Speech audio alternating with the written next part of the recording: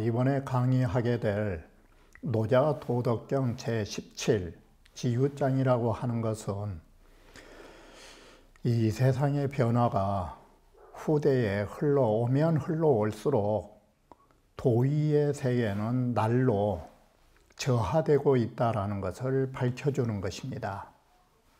이처럼 세상이 세월의 흐름에 따라서 도의가 저하되는 양상을 그 무엇에서 찾아볼 수 있는가 하면 바로 피통치자의 제상자를 대하는 그 태도에서 볼 수 있는 것입니다. 예를 들면 태고적 시절에는 바로 임금이 있는 줄조차 모르면서 살게 되는 것입니다. 그러나 세월이 흐르면 흐를수록 사랑했던 임금이 나중에는 두려움의 대상으로 변하게 되는 것이고, 두려움의 대상에서 한 번 더 변하면 바로 경멸의 대상으로 변하기도 하는 것입니다.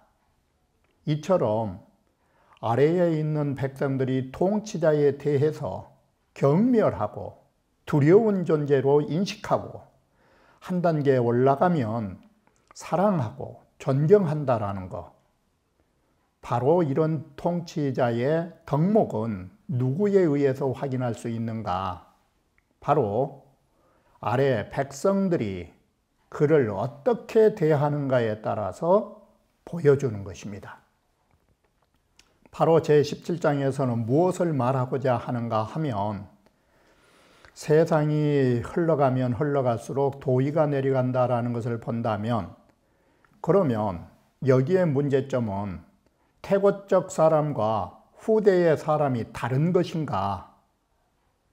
오늘날에 살고 있는 우리는 바로 태고라 천황시대 사람하고 다를 바가 없는 것입니다. 달라진 것이 있다면 무엇이 달라졌는가? 사람의 본성이 달라진 게 아니라 사람의 마음 씀씀이가 달라지고 있다는 것입니다. 바로 이와 같이 세상 사람들의 인심이 달라지게 된 원인은 어디에 기인하고 있는 것일까? 바로 여기에서 노자는 통치자의 도에 대한 신념에 관점을 맞췄던 것입니다. 통치자가 철학적인 통치 철학, 요즘 말로 하면 이 통치 철학이 부족한 데에서 민심은 변하게 되었다라고 하는 것입니다. 통치자가 확고한 정신으로 통치 철학을 가지고 있다면 아랫사람들은 반드시 따르게 된다는 것입니다. 바로 이것은 무슨 개념과 같느냐? 바로 공자가 말했듯이 군자지덕은 통치자의 덕이라 하는 것은 바람과 같은 것이고, 바로 소인들의, 이 피통치자인 국민들의 덕성은 무엇과 같으냐? 풀잎과 같다라고 생각한 것입니다. 풀잎이란 바람 부는 데에 따라서 휩쓸리는 것처럼 통치자가 어떤 철학을 가지고 이 통치를 하느냐에 따라서 민심의 방향이 달라지고 있음을 말해주는 것이 이번에 강의하게 될 노자 제17장의 주된 요지라고 할 것입니다. 그러면 본문을 보면서 다시 말씀드리기로 하겠습니다. 자, 제17 지유장이라 하는 것은 여기에 지유 두 글자를 뽑아서 지유장을 만들었는데, 자, 지유라는 말은 뭔 말인가 하면 태상은 바로 하는 지유지오라고 하는데 태고적 상고시대를 태상이라고 말한 것입니다. 태고적 상고시대의 아랫사람들은 바로 임금이 있는 줄만 알았고 라고 이렇게 쓰여 있는데, 이 하지라고 하는 글자는 불지로 바꿔보는 것이 좋다라고 하는 것입니다. 이렇게 되면 태상은 부지유지오가 되는 것입니다. 이 뭔 말인가 하면 태고적 상고시대에는 임금이 있는 줄조차 모르면서 살아갔다라고 하는 것입니다. 바로 이 부분은 다시 보완 설명해서 말씀드릴 것이고, 태고적 상고시대가 한번 흘러가지고 그 다음 세대로 넘어가면 친지예지요. 바로 갈지자, 임금들을 사랑하기도 하고 임금들에 대하여 칭찬하기도 한다라는 것입니다. 그런데 한 시대가 더 넘어가면 그 다음 시대에는 임금에 대하여 두려움을 가지게 된다라고 하는 것입니다. 두려울 애자는 무서운 통치자라는 뜻이 되는 것입니다. 그래서 백성들이 통치자를 보면 겁을 먹는 시대를 만들어 놓는 것. 그 다음은 통치자에 대해서 경멸하는 것입니다. 자, 이것이 세상의 도의라고 하는 것, 바꿔 말하면 세상 사람들의 인심이라고 하는 것, 시대가 흐르면 흐를수록 유유유하, 시대가 더욱 흐르면 흐를수록 더욱 비하되는 이런 결과의 현상을 말해주는 것이라고 하는 것입니다. 자, 그러면 여기에서 먼저 보완 설명을 하면 태상은 상고 홍황지세를 말하는 것입니다. 옛날에 바로 혼돈의 처음 천지가 창조된 시대를 홍황이라고 보시면 되는 것입니다. 홍황이라는 말은 천자문에도 나오듯이 쉽게 하시면 우주 홍황이라고 하듯이 바로 태고적 천지가 창조되던 처음 세대에는 기민이 여도 유일하여 그 백성들까지도 도와 더불어 하나가 되었기 때문에 통치자는 물론이요, 백성들까지도 도와 일체가 되는 세계를 살았기 때문에 전부지유런이, 이때는 전혀 통치자 임금이 있는 줄조차 모르면서도 잘 살아간 것입니다. 그런데 한 시대를 지내고 났더니 기이하에 이윽고 오랜 세월이 흘러서 내려가면서는 혼돈이 일착하여, 바로 이 혼돈이라는 말은 혼돈 세계를 말한 것이 아닙니다. 도의 본질, 도의 혼연한 상태를 혼돈이라고 말했던 것입니다. 바로 도의 근본자리를 혼돈으로 표현했는데, 이 근본자리를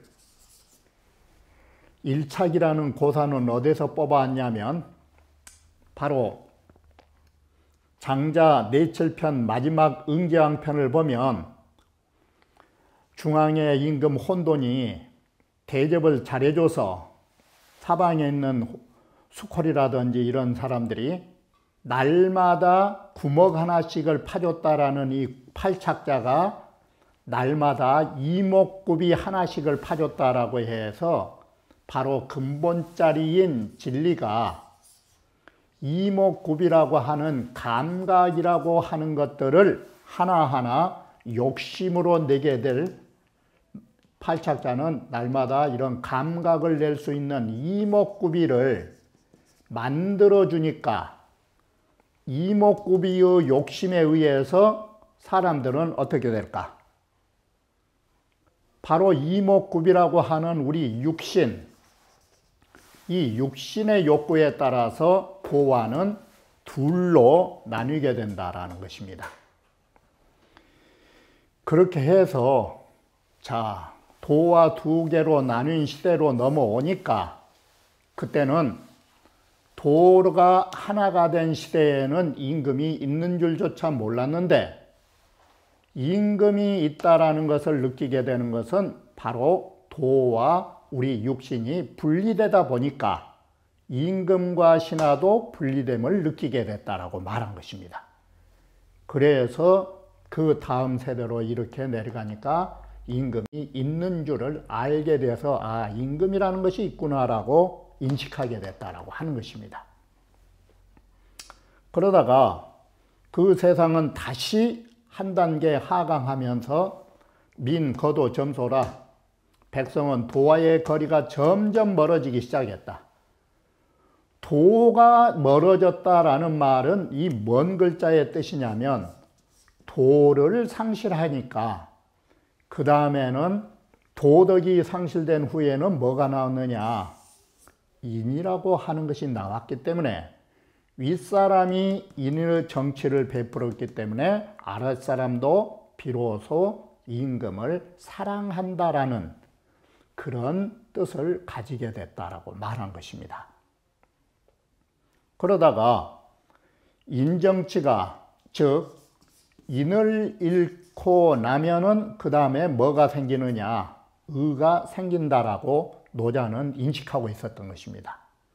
그래서 한 세대가 넘어가서 인의 정치가 아니라 의로 나가니까 그 세대가 다시 한번 내려오니까 이때는 걸주와 도척이라는 사람을 잘못됐다 비방하고 회담하는 것이 회담을 하게 되고 라고 하는 것은 이건 뭔 말이냐? 악을 구분하는 것입니다. 그리고 요순의 훌륭한 정치를 옳다하고 칭찬함이 있다라는 것은 벌써 선악을 구분하는 것입니다. 바로 이러한 선악의 구분이 곧 의라고 말한 것입니다.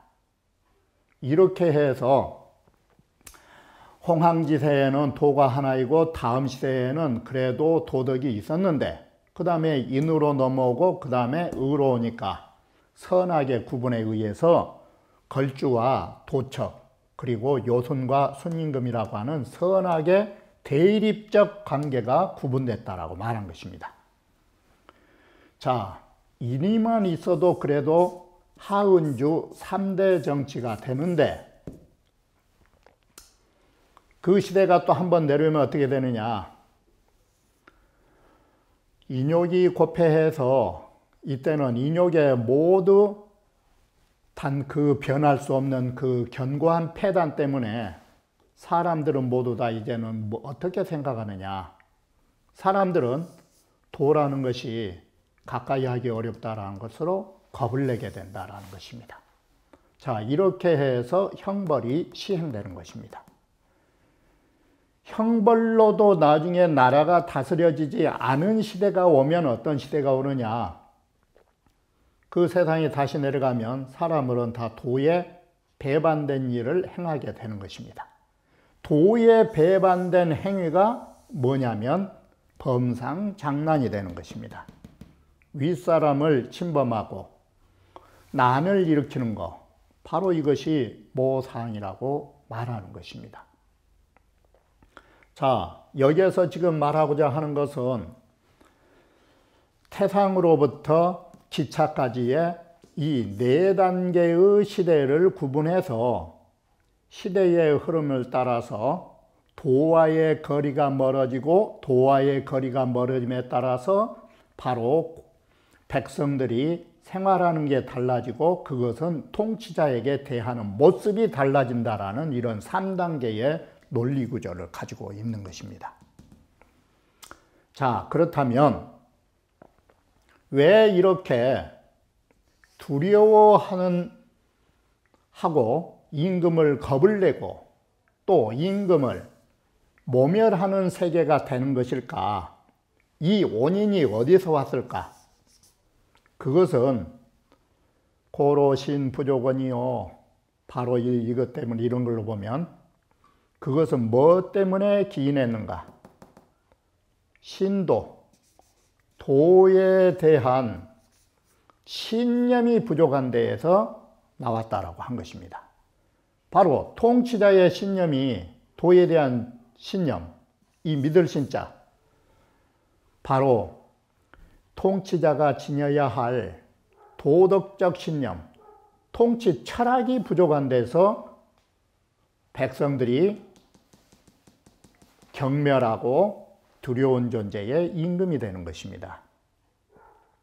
그래서 여기까지가 자, 이게 병폐에 의한 소위 병의 뿌리로 병근이라면 지병지약으로 항상 말씀드렸듯이 병을 알면 약을 아는 법이니까 통치자에게 바로 도에 대한 신념이 바로 있지 못했다면 여기에서 믿음을 가지게 하려면 무엇을 해야 되는가? 우리 저속한 사람이라면 남들이 나를 불신하게 되면 반드시 뭘 하게 되느냐? 다은 말이 많아지는 법입니다.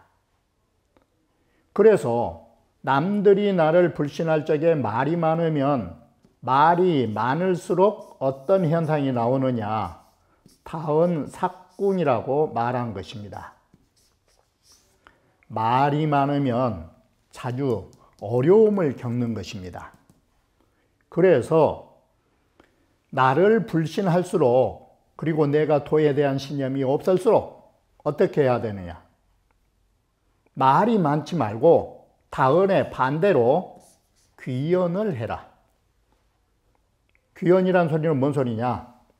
말을 귀중히 여기니까 말이 없는 무언의 정치를 하라라고 하는 것입니다. 자, 이렇게 보면 바로 백성들이 나에게 불신을 가지고 내가 도에 대한 신념이 없으면 오히려 어떻게 해야 되느냐? 오히려 그 말을 귀중히 여겨서 말이 없어야 되는 거라고. 바로 변명하려고 들지 말고 말이 없이 우리 다시 자신을 돌이켜 봐야 된다라는 것입니다. 바로 이 부분은 무슨 말과 같으냐? 국민들이 불신했을 때 통치자는 반드시 뭔 일을 하는가? 성명서를 발표하고 거기에 대한 별의별 변명을 다 하는 것입니다. 말이 많으면 많을수록 그러면 그걸 인정한 사람이 많은가? 다은삭궁이라고 하는 거. 말이 많으면 오히려 그 말 때문에 되갱긴다라는 거. 이게 통치자가 조심해야 할 부분이라고 말한 것입니다. 불신하면 불신할수록 통치자는 뭘 해야 되느냐? 말이 없어야 된다는 것입니다. 그리고 자신이 도에 대한 신념을 더 확고히 닦아가야 한다는 것입니다.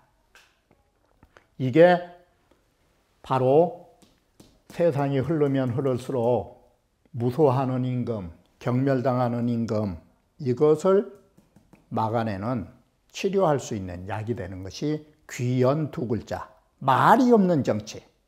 이게 해답인 것입니다. 자, 유재상자 자신 차도 부족이라 재상자부터가 스스로 이 도에 대한 신념이 부족한 까닭으로 재하자가 불신한 거라고. 왜 아래의 백성들이 통치자를 불신할까? 바로 재상자에 대한 도에 대한 신념이 부족하니까 거기에 대한 결과로 나타난다라는 거지. 그럼 여기에서 하는 귀언이라는 말씀원자 하나만 하면 어떤 것이 말이냐? 못된 통치자들은 항상 국민들이 불신하면 자기가 잘못했다라는 생각을 하지 않고 국민 탓을 해가지고 뭔 짓을 하느냐? 다창법륜하야. 수많은 법령을 나타내가지고 금민위비하고 백성들이 잘못된 일이 없도록 금지하는 데에 자기 책임보다는 국민의 책임만을 가지고서 책지이 도덕인의 이중이라. 자기는 도덕인을 못하면서 백성들에게만 도덕인이라 하라고 그런 중책을 맡기는 이짓거리가 여기에 말씀원자라고 하는 것입니다. 바로 백성들에게 도덕인을 해야 할 것인가? 자신이 먼저 통치자가 해야 할 것인가? 자신이 먼저 도덕인으로 중점을 삼아서 자신의 책임을 가진다면 말이 필요할까? 자신은 하지도 못하면서 국민들이 불신한다고 해서 국민에게만 책임을 넘기는 거. 이게 바로 못난 통치자의 속성이라고 말하는 것입니다.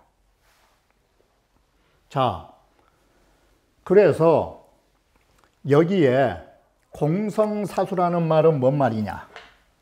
공성사수가 공이 이루어지고 일이 이루어졌다라는 말은 뭐에 의해서 통치에 공이 이루어졌을까?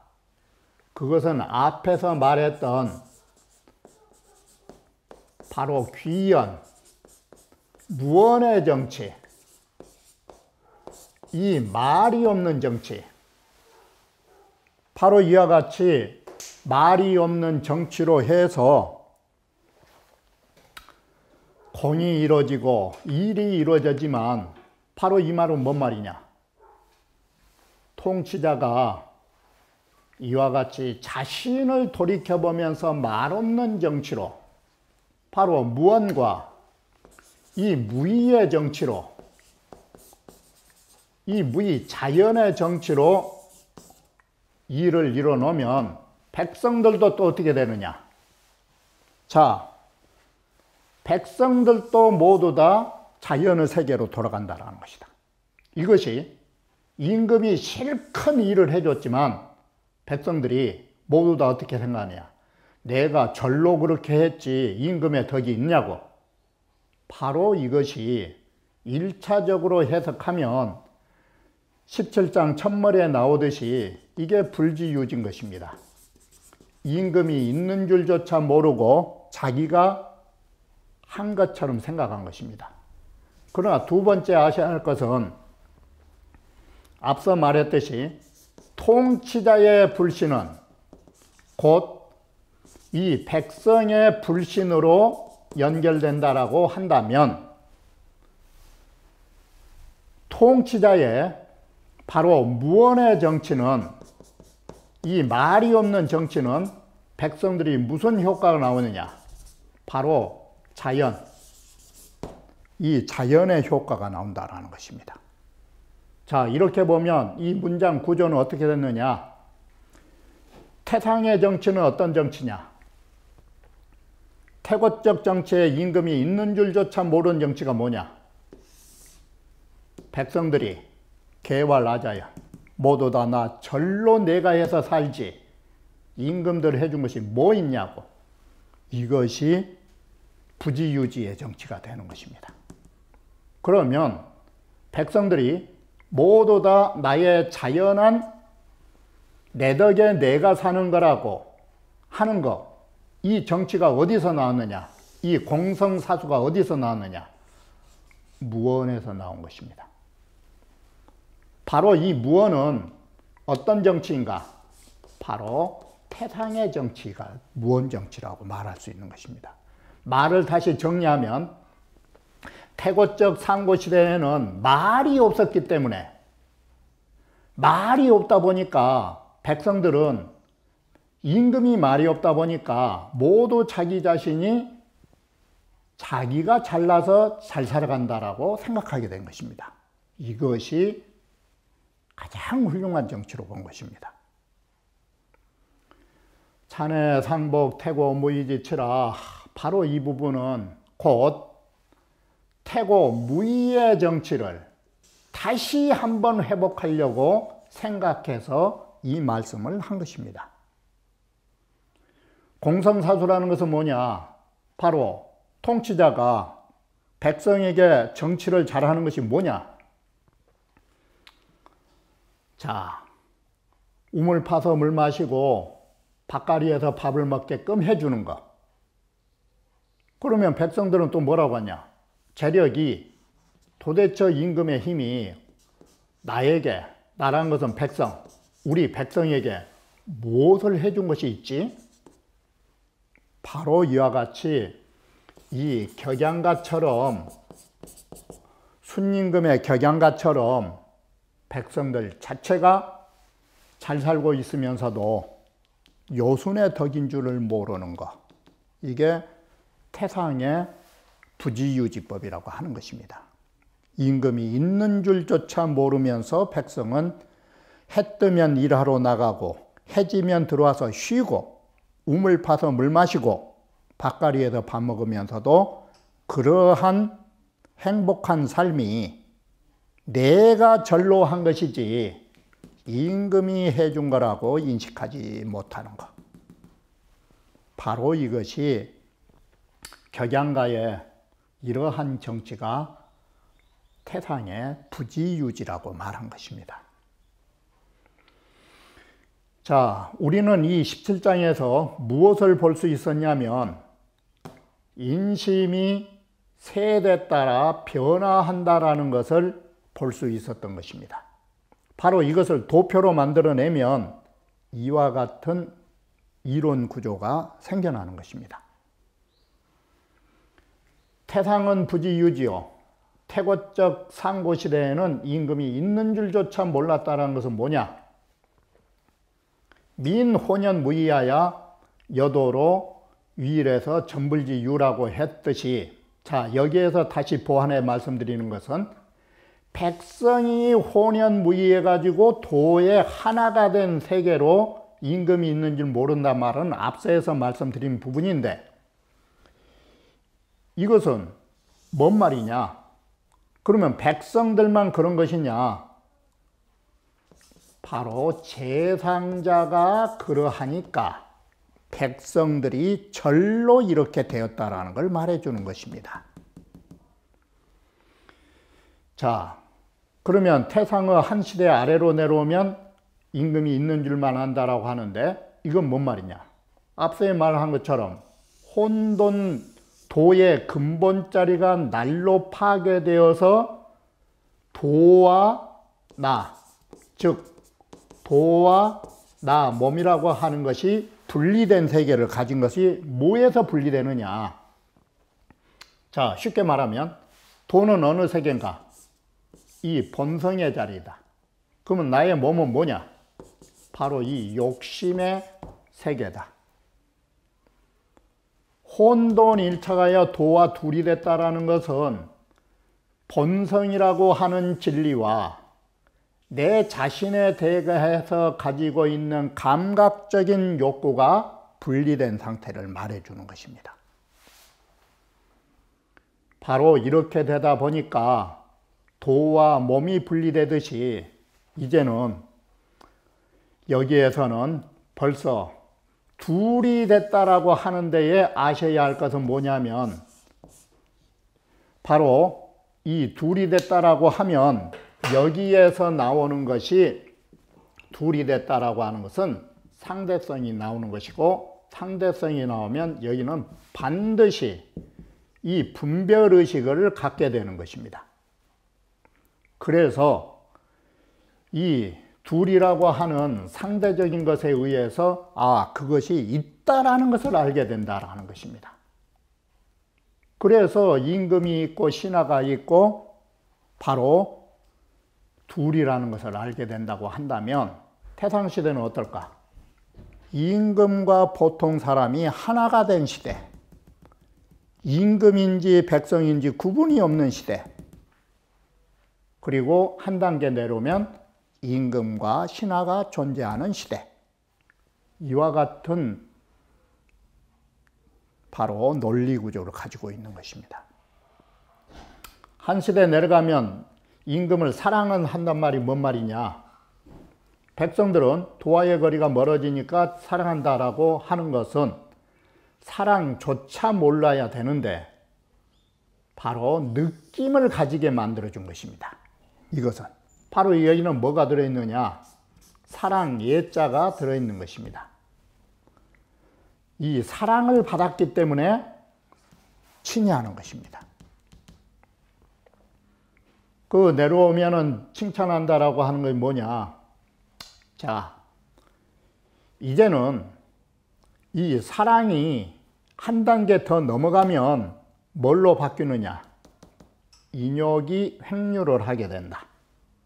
이게 사람의 욕심이 날로 횡행하면서 횡행이 어디로 넘어가느냐? 욕심이 많다 보면 결국은 도적의 행위가 날로 발생하게 되는 것입니다. 이와 같이 도적의 행위가 발생하다 보니까 걸주, 도척이와 같은 잘못된 것이 있음과 동시에 이러지 않은 사람의 칭찬이 생기는 것입니다. 바로 이렇게 해서 선악의 구분점이 나오게 된다라고 말하는 것입니다. 그리고 한 시대 내려가면 도와 멀어져 버렸기 때문에 도와 친하기 어렵다라는 것은 뭔 말이냐? 여기에서 아셔야 할 것은 두 가지를 아셔야 되는데, 첫 번째, 임금 자체도 도에 대해서 행하는데 겁을 먹고 있다 보니까 아래의 백성들은 윗사람에 대해서 무엇을 가지게 되느냐? 도에 대해서 겁을 먹은 것처럼 임금에 대해서 겁을 먹고 산다라는 것입니다. 벌써 이 정도 되면 이 사람은 뭘로 다스리게 되느냐? 형벌로만 다스리게 되는 것입니다. 그 다음 세대로 가면 이제는 도에 반대가 돼서 행하기 때문에 도에 반대가 되면 뭔 짓으로 나오느냐? 도에 반하는 일이, 다시 말하면 쉽게 표현하면 사람의 본성의 진리에 반하는 일을 하면 뭔 일을 하게 될까? 욕심을 부리게 되는 것입니다. 도에 반대가 되면. 그 욕심은 뭘로 나타나느냐? 공명리록, 공명과 사리사욕과 영리와 이 록, 이걸 중히 여기기 때문에 전혀 도의가 있다라는 것을 알지 못하게 되는 시대에 오는 것입니다. 바로 이것이 욕심의 세계가 되는 것입니다. 자, 그러면 돌이켜보면 왜 우리 백성들이 통치자를 경멸하는 것일까? 이게 왜 우리가 통치자를 그처럼 최고의 통치자를 경멸할 수밖에 없는 것일까? 통치자가 그만큼 모욕을 당할 만큼 욕심을 부렸기 때문에 그런 것입니다. 정말로 청렴결백한 사람들을 국민들이 과연 모욕했는가? 국민들이 모욕한 것은 어디에서 나왔는가? 이걸 돌이켜보면 통치자의 잘못에서 나온 것이고, 통치자의 잘못된 말로 형언기 어려운 부정들은 무엇에 기인하고 있는가? 통치자의 탐욕에서 비롯된 것입니다. 이게. 자, 이 글을 우리가 통치자의 개념에서만 볼 게 아니라 부모에게서 또는 군사부 일체니까 통치자의 임금만 그러한 것이 아니라 부모 또한 그러하고 스승 또한 그러하다라는 것을 아셔야 하는 것입니다. 부모도 어떤 부모가 가장 훌륭한 부모인가? 자식들이 제 할 일 다 하면서 있으나 마나한 부모, 그게 가장 훌륭한 부모인 것입니다. 부모의 말이 없는 자식들의 교육, 그것이 경멸한 말처럼 들리지만 있으나 마나한 부모, 그러면서도 자식이 잘 돼가는 부모, 이게 가장 훌륭한 부모가 되는 것입니다.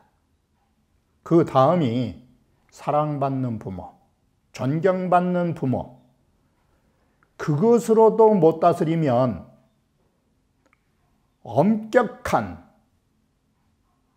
제재로라도 다스리는 부모, 그게 무서운 부모가 두려운 부모인 것입니다. 그러지도 못하면 부모는 자식놈들에게 무엇을 당하는가? 모욕을 당해서 항상 자식들에게 말로 표현할 수 없는 수모를 겪고 산 부모, 이것이 자식과 부모지간에도 똑같은 통치자와 똑같은 구조로 형성되어 있는 것입니다. 스승은 어떠한가? 우리에게 스승을 어떤 스승이 가장 좋은 스승인가? 소위 교사를 지향하는 사범대 다니는 학생들에게 어떤 스승이 되고 싶은가 하면 우리 학생들은 대부분이 존경받는 스승 아니라고. 그 앞단계는 사랑받는 스승이 가장 더 훌륭한 거라고. 순자가 말했듯이 학문을 하는 데는 존경이 아니라 그 스승을 사랑하면 자연히 공부하게 되는 거라고. 그래서 막근호 친기사, 학문이라는 것은 그 스승을 가까이 하고 사랑하는 것보다 더 좋은 것이 없는 거라고.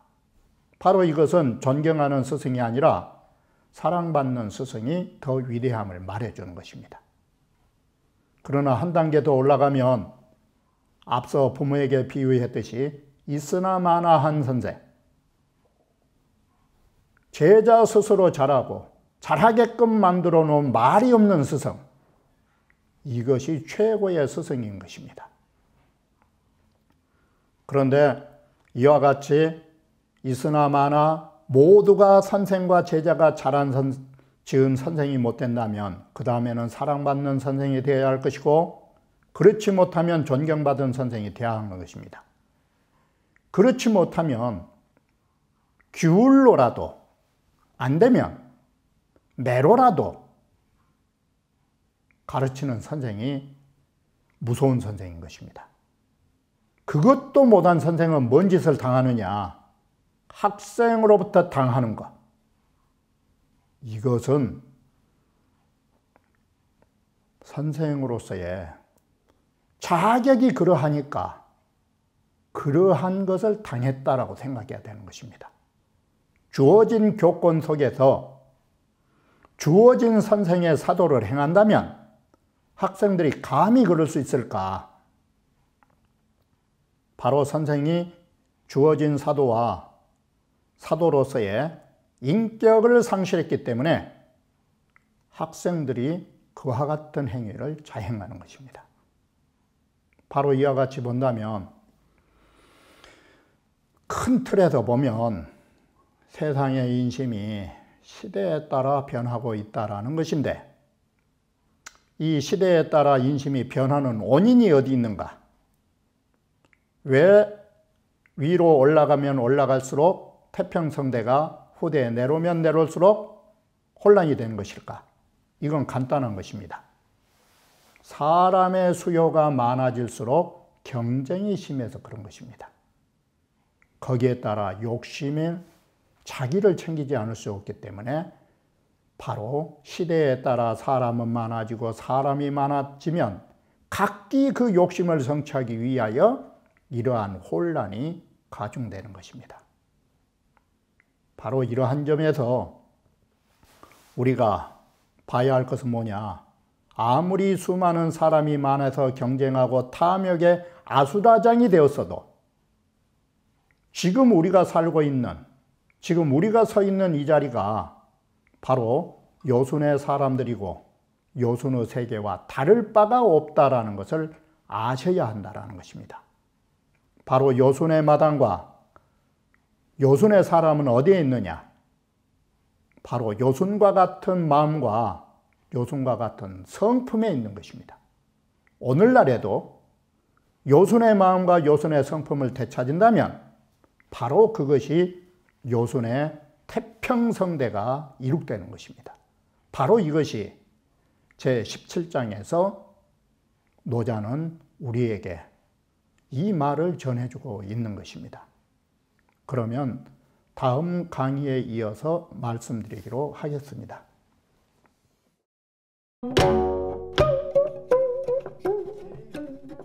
Thank you.